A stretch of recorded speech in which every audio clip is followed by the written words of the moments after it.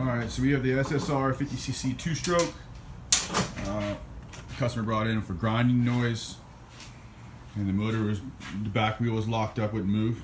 So after a full inspection from the caliper, chain, the front sprockets, we determined that grinding is coming from inside the clutch belt. And the source is right here. So there's our issue. If you look in there,